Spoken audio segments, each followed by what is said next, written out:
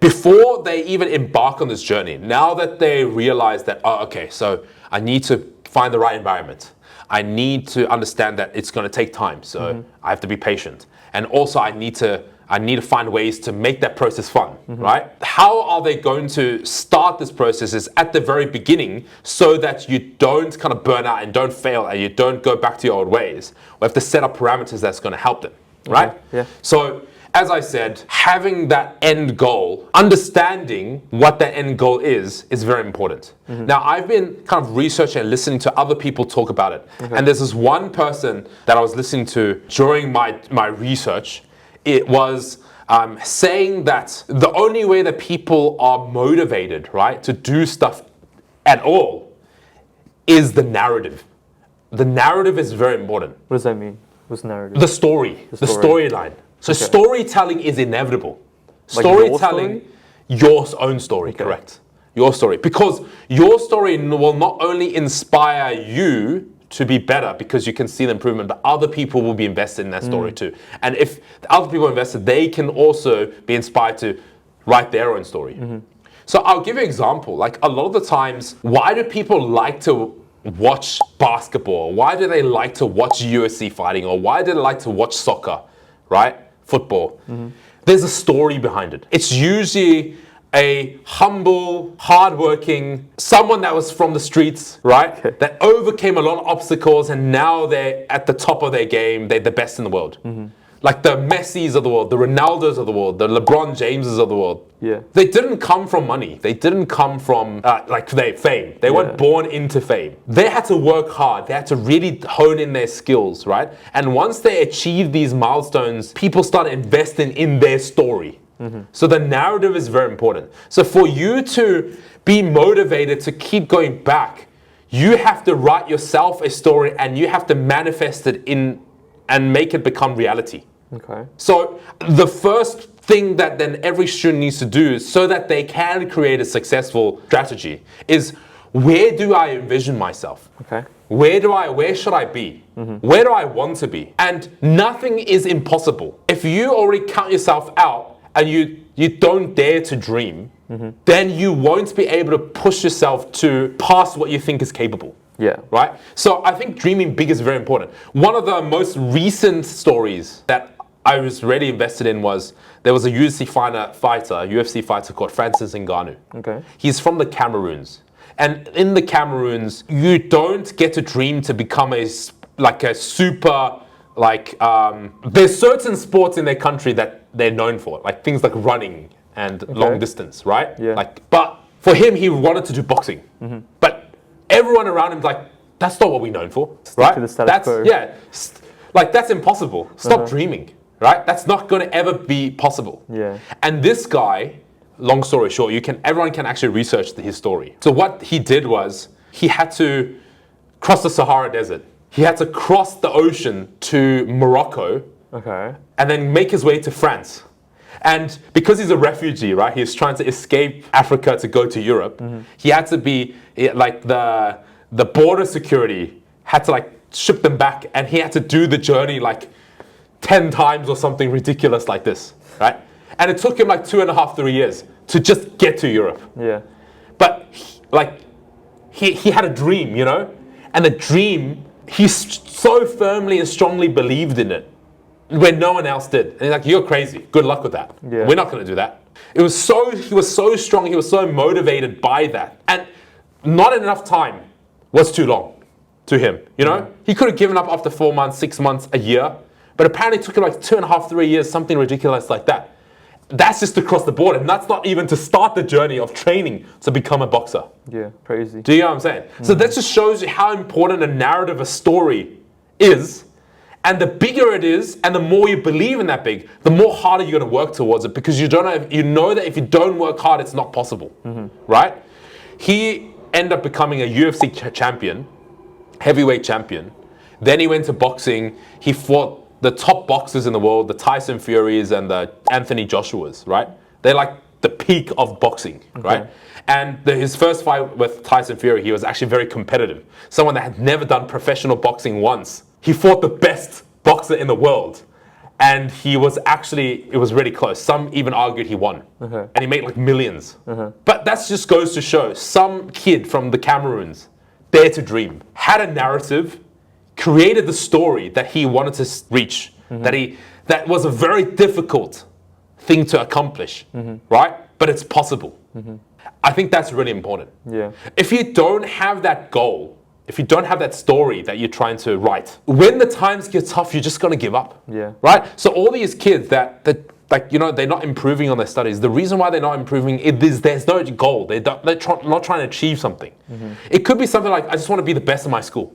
Let me come first in maths. Yeah. You know what I mean? Because once you come first in maths, number one, it has to mean something to you, especially if you don't think it's possible. You're interested in it, but you think it's very difficult because there's so many other kids that have been tutoring since year one. And you think, there's no way I can beat those people, right?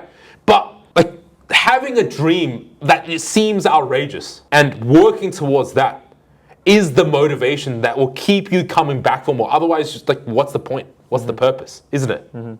So having a narrative is very important. Yeah. And once you reach there, everyone is inspired and is interested in your story, right? And you will just become famous from that. But like fame is just... Is a byproduct of that. You're not trying to be famous, right? Yeah. You're trying to write a story and achieve something that other people thought was impossible, and you knew it was a hard task, but you have that little spark of belief that you can reach it. Yeah. So it's very important. Like everyone that's listening to this right now, I think if you want to set yourself up for success and be able to kind of overcome those adversities, if you don't dare to dream, if you don't have a clear goal in mind, I don't think you can push through. Yeah. I don't think you can get there. The goal doesn't even have to be creative, right? Like it could just be like, I just want to be like LeBron James. At least then you know what skills you need to develop to be able to be in that same conversation. Yeah. Isn't it? Because it's very obvious the skills that you don't have are the skills that he has, right? You have a guideline, you know what I mean? You know what you need to do. Yeah. But if you don't have the goal, you don't know what to do. You're waking up and you're just like, well, what's the purpose right now? Why do I even need to go to school? Right? Why do I even need to do homework? Isn't it? Yeah. So have that goal, that outrageous goal that you think is outrageous or other people may think is outrageous, but you're like, I can do it. And therefore work towards that. Did you have one in high school? For me personally, that's interesting. I feel like when I was in school, I was very committed. I was very invested in some of the subject matters because I remembered what motivated me was I was able to pick up things a lot faster than other kids. And that was why I was interested in it, right? You had like a skill. Yeah. So, but I think that's like a byproduct of my upbringing, maybe. Yeah. So, for example, when I was doing art and when I was doing maths, those are the two things I was quite naturally talented in. But I think naturally talented, I don't think anyone's born with that. I think it's a mindset. Yeah.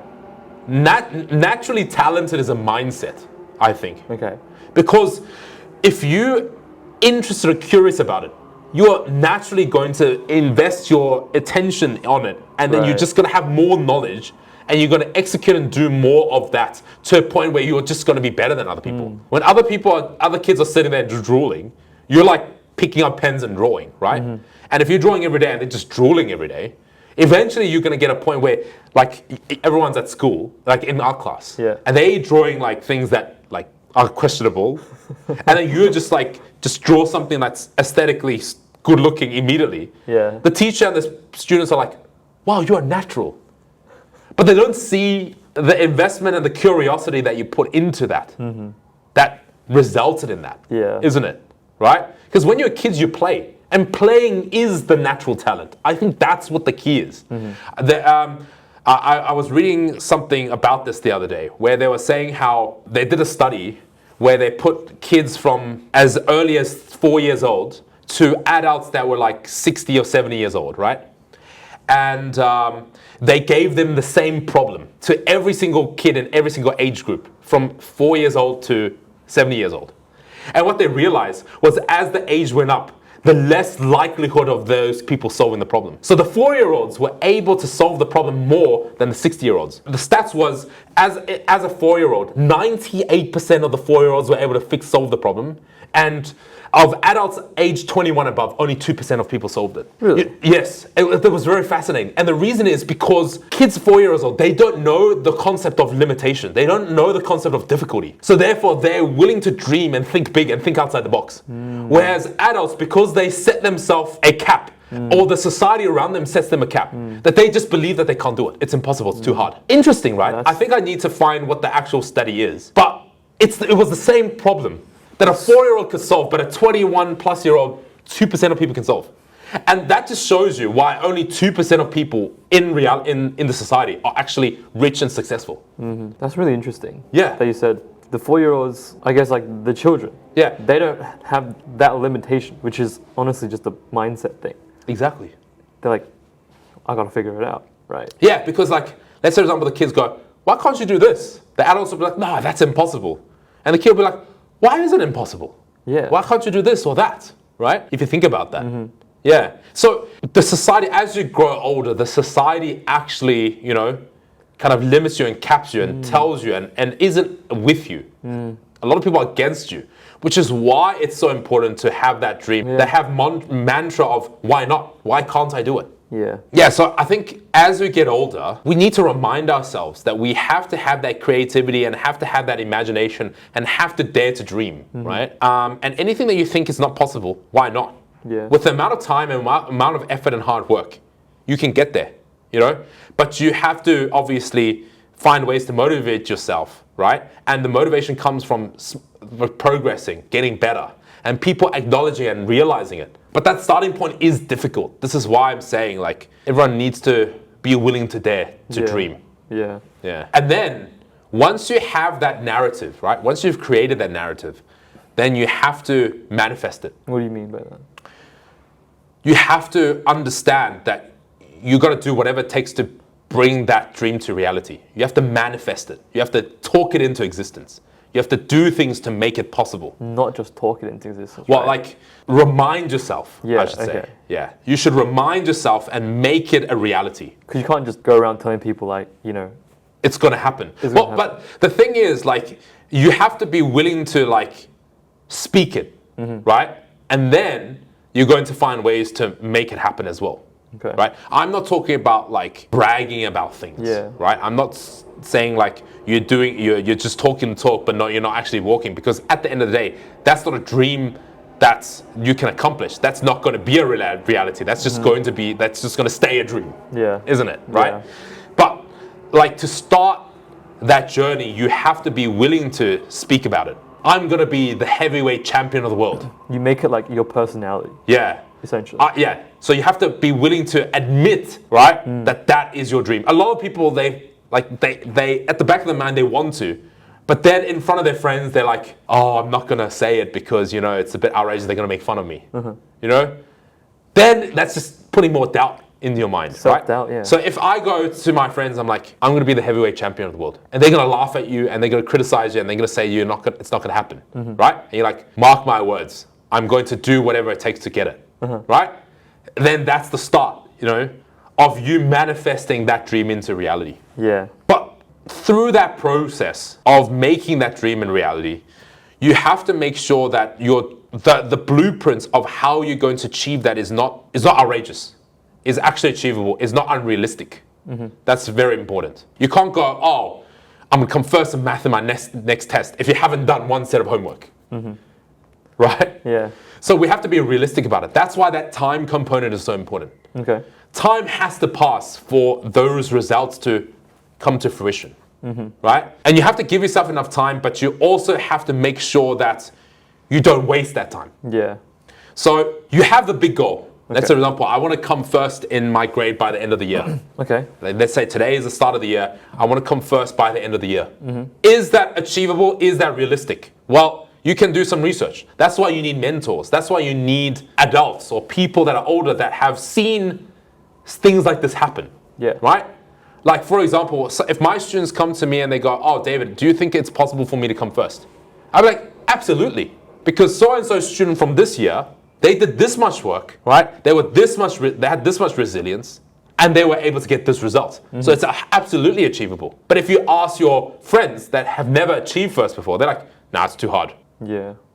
It's not possible. So you have to also be talking to the right people, or at least go search for the right evidence to suggest that that is going to be possible, and therefore figure out a way to find as accurate a blueprint as possible to be able to get there. Yeah. But at the same time, now knowing the big goal, if you want to come first in school, you do have to set smaller targets that you have to hit so that you get small hits of dopamine. Because it's addictive to make progress. It's addictive to get better. But you can't go from 0 to 100. You have to go from 0 to 1, 1 to 2, 2 to 3, all the way later, eventually get to 100, right? So your goal, I want to come first by the end of the year, starts from, well, what was a question that I couldn't do yesterday? Right? Yeah. And if you can do it today, they're like, oh, I'm making positive strides. Yeah. And then tomorrow it's like, instead of only being able to solve one question, can I now solve 2 questions that I couldn't do yesterday? And then 3, and then 10. And then eventually like, oh, can I do this entire homework booklet with help? Then without help. Then can I do 2 booklets, 3 booklets, right? Eventually you're going to just build that tolerance, right? So that you can just do more and more and more and more, little by little, little by little. Yeah. To a point where by the end of the year, when you come first, you can do the hardest question in less time that you could do the easiest question from day one. That's progress, but you can't get there instantly, right? Yeah. There has to be that process. Yeah. Yeah. So every single day, every single week, every single month, there needs to be a smaller goal that you need to achieve to give you positive affirmation and confidence that you can do it and you're going in the right direction. If you sat there in front of the TV and just watch TV all day, you'll remind yourself that, oh, I made no progress today because if I want to come first in math, I have to do math questions. Yeah. Isn't it? And if you didn't do math questions today, if you didn't do a single math question, how are you going to reach your goal? Just plain and simple. Yeah. But you don't have to be extravagant. A lot of kids, I see them fail because they dream that their goal is too unrealistic. The small goals, the small milestones are too unrealistic that they just get burnt out. Imagine a kid that wants to come first in math, that hasn't done a set of homework before, and they're like, I'm just going to do like 10 homeworks tomorrow. It's not possible. It's unrealistic. It's unrealistic. It's not possible. You haven't even done one question. How can you do 10 homeworks? Yeah. Right? So you gotta be realistic. You have to be true to yourself, and you have to know that, hey, listen, I'm kind of bad right now, but I can be the best, right? So let's just start by doing a very simple question that I don't know how to do, Yeah. right? And if it takes you the whole day to figure it out, at least by the end of the day, you've made progress. You're like, hey, I spent 10 hours to do 1 + 1, but at least now I know, right? And then tomorrow I'll do 1 + 2. Yeah. And next day I'll do 1 + 3, and it goes on. You need those small wins. Exactly. Otherwise, your confidence. Exactly. You're not going to go. get confidence. Yeah. You have to, every single day, you have to feel, oh, I can do it. Oh, the goal is too easy. Let me set a slightly harder goal. Yeah. Right? And then when you hit that, you're like, oh, dude, that goal was twice as hard as the one before, and I can hit this one. Yeah. Even though right now I'm on level 2 and I'm trying to reach level 10,000. But hey, listen, I got to level 2 in the same amount of time I got to level 1, and arguably that level was harder. Yeah. Right? And then eventually you're going to build those levels and you're just going to get better. Yeah. But to say, oh, if you look at Mount Everest and you're like, oh, I want to climb the top, I want to climb to the top. But you're like, damn, that's a long way. Right? Let me try to get halfway today. No chance. There's no chance. There's no chance. You ever hiked one day in your life? How's that possible? Right? Just the altitude alone will destroy you. Right? So yeah, we have to be realistic, right? Yeah. If you haven't even taken one small step yet, let's just take that step first. And any step in the direction of where we want to go is a step in the right direction, isn't it? Yeah. But we have to take that step first. Yeah. A lot of students, a lot of people in general, just people in general go, when the new year comes around, right? And they go, oh, this year I'm going to be different. I'm going to set my New Year's resolution. New year, new me. I'm not going to eat cake anymore. I'm going to exercise 5 times a week, right? I'm going to do all my homework this year. And then like after 1 month, not even a month sometimes, they're like, it's done, it's over. Yeah. Right? But why? Yeah. But why? Yeah. The reason is because they aren't setting themselves up to a point which that goal is achievable. Yeah. Okay, it's great to have some sort of a goal, like, oh, I want to lose 10 kilograms. But how are you going to do it if you don't like have small wins, right? For example, to lose 10 kilograms, can I lose 100 grams within this week? Can I lose half a kilo in this month or something? Because if you find ways that you'll be able to do that, you're like, oh yeah, look, I just lost half a kilo. Oh, I can do it. Eventually, right? You're going to slowly kind of change your ways, slowly change your bad habits and include the better habits so that the pace picks up the deeper into the challenge you are, isn't it? Right? So at the very beginning, if running is how you want the exercise, your medium to kind of lose your weight, you're not going to start by running 10 kilometers. That's not happening, right? You're going to maybe run like 100 meters. Yeah. Maybe 50 meters, isn't it? And if you run 50 meters today and you're exhausted, hey, treat that as a win. Tomorrow, let's run 51 meters, 52 meters, 55 meters. Eventually, you're going to be able to run 10 kilometers. But that's not happening instantly. And that's why people fail. Yeah. Right? You have to celebrate the small wins as well. Yeah, you have to celebrate the small wins. Empowers you. Yeah. You have to set these smaller goals within the branch of your large goal. Yeah. I feel like that's where a lot of it kind of goes wrong. Right? And actually be proud of it as well.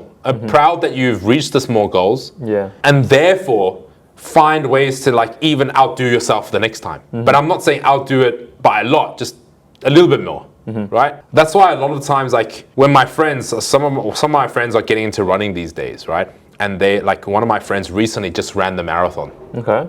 He said he wanted to run the full marathon within 3 hours. He ended up getting within 4 hours. I think the world record is 3 hours or something. I can't remember. Not sure. I think it was within 3 or 4 hours. I can't remember what it was. Okay. And he just missed it. I think it either was like he wanted to run it within 3 hours and he run like 3 hours and 5 minutes. Or it was within 4 hours and he run 4 hours and 5 minutes. But the thing is, he set his goal, his main goal, to be, I need to finish this marathon, because he's never run a marathon before. Yeah. Right? Yeah. And to that point, he even told me he actually never run 40 kilometers before. I think that's how long it was. It was a 40-kilometer marathon. Crazy. That's crazy, right? Yeah. He's never ran 40 kilometers before. So therefore, if he's like, I want to run 40 kilometers in 2 hours. No, you're not. That's not happening, right? Yeah. Let's just try to finish 40 kilometers. Yeah. And therefore, like he said, I'm going to try to achieve within 4 hours. And then even though he didn't hit it exactly, it's still an accomplishment, right? But if, let's say, for example, he's doing his runs on the daily basis, because every day he was running. He wasn't running like 40 kilometers. I think the longest session he ran was, 20 kilometers. Yeah. Which is insane if you think about it, because sometimes I only drive 20 kilometers a day. So he would run that distance I drive on the daily basis. It's actually insane thinking about it. But like, he wasn't thinking, oh, I have to like run from Epping to the city in 15 minutes. You know what I mean, right? Because if he's not getting close to that, he's just going to give up. Yeah. Right? Like his goal is, oh, let me be able to run this distance. Let's see how we can run this distance first, right? Then can we run this distance in a shorter time? Yeah. Then can I run a longer distance? Isn't it? And then slowly, like that process from being able to run their marathon, I think it took him since COVID. Wow. COVID is when he started running, because like, you know what I mean? Like all the gyms and stuff were closed. Yeah. Like he couldn't play sports and he was just doing running. Yeah. It took him 4 years. When he first started doing, he's not like, oh yeah, I'm going to run the marathon by the end of the year. No, that's not how it's worked, right? Eventually I'm going to run a marathon. Let's say within the next 4 to 5 years. Can I run a kilometer by the end of the month? Can I run 2 kilometers by the end of 6 months? Can I run 5 kilometers by the end of this year? 10 kilometers next year? 20 kilometers the year after, right? Yeah. And eventually, 4 or 5 years later, 40 kilometers. I can't, like, if I'm thinking about it right now, I can just think of the 4 years worth of work that you'll need to put in, isn't it? Because for him now, he can do it every day. If he really wanted to, he could, because he has the tools and he has the evidence and the confidence to know that he can do it. But for me, it just seems quite impossible at this stage, right? I don't even know if I can run 5 kilometers right now. I can't even fathom 40 kilometers, right? But that's the process. Dare to dream that you can get to 40 kilometers. All right, now that your plan is to get 40 kilometers, what's a reasonable time frame? That it's hard enough so that it's a challenge, but not so hard that it's impossible. Yeah. And it's not so easy that you're just going to procrastinate and you think it's going to be too much time. I think that's the important bit. You need to set that goal within your reach, but also challenging enough so that when you actually accomplish it, you feel good about what you've done and not too easy. So it's like, whatever. Yeah, exactly. Like, what was the point? Yeah. Like, I could have done that without even thinking about my big goal. Exactly. Yeah. Like a lot of students, right? They say, oh yeah, now I'm going to come back this year and I'm going to work really hard. And then on the very first day they had a lesson, they don't show up. The mindset there is, oh, well, my HSC is in a year's time, so one day is nothing. Yeah. I'll just catch up tomorrow. The problem with that is those same students that want to do well in the HSC that think today is not important, that I can just start tomorrow. There's so many people like that, right? In some of the pro-ed books, you know how we have that slogan, right? Well, what was it again? Something about tomorrow. Yeah. You're gonna start today. Yeah. Yeah. But- I remember. Yeah, that was Daniel's slogan. Okay. But anyway, the idea is the reason why they can't start or they procrastinate and they push it back, right? Is because they didn't really dissect the issue as in how much they need to do on a daily, weekly, monthly basis in order for you to reach that goal. Because a lot of the times, by the time they start, it's too late, it's impossible. And then what do they end up doing? They lower the bar, they lower the goal. Yeah. So they don't actually execute. They have an excuse and they don't do it. So a lot of my students, they start with, oh, I want to be a top performer in my 4 in a cohort. To, oh, I just need to be median in the cohort. To, oh, I just need to Get a band 6. get a band 6. To, oh, I guess 3 in a scale's high enough, so let's just drop 4 in it. To, oh, I'm not even gonna do math anyway in the future, so let's just do 2 in it. Do you get what I'm saying? Like, they just keep lowering the bar. The reason why is because they didn't, when they first made that initial goal, oh, I want to be a top performer in 4 in it, they didn't understand how much work was at hand and how much they had to do on a daily basis in order for you to make that a reasonably achievable goal, right? Because they just procrastinate. They're like, oh, it's only gonna be a year away anyway. Like, what's 1 day? What's 2 days? What's a week? What's a month? And then eventually it gets to the point where you look at your competition that is on track to become a top performer, and you're like, dude, I'm so much worse than them. I guess that's not a realistic goal anymore. Yeah. Right? And that's really sad if that's the case. So when you make the goal, I think the very most equally important thing to do is to understand how you're going to spread out that goal into daily, small, achievable tasks. That way, if you do hit that task today, you don't need to do more. If you do more, you're going to even outperform your expectations, isn't it? Yeah. Yeah? So you give yourself a long enough leeway so that it's achievable. Yeah. But at the same time, if you do end up outperforming that expectation, if you just push yourself a little more, you can achieve it even faster. That's right. But too many people procrastinate. They go, if I don't do the work today, I'll just do double the work tomorrow. That's not happening. Yeah. Because you haven't done the work today. You don't know what it takes to do the work. So how can you then do double? You also haven't had that little win to motivate you. Exactly. You didn't get that dopamine hit. Yeah. Right? The dopamine hit. To tick that box off your checklist of things to do. Yeah. Because it is. Reaching your goals and getting better is addictive. Yeah. Just like eating cake and drinking sodas. Right? That's addictive. So is succeeding and getting better. Becoming a quote unquote natural, right? And people really, how do you do it? How do you do it? And become famous per se. And they're invested in your narrative. Yeah, that's right. All that stuff is addictive, right? Yeah. But it starts from having daily small wins. It really does.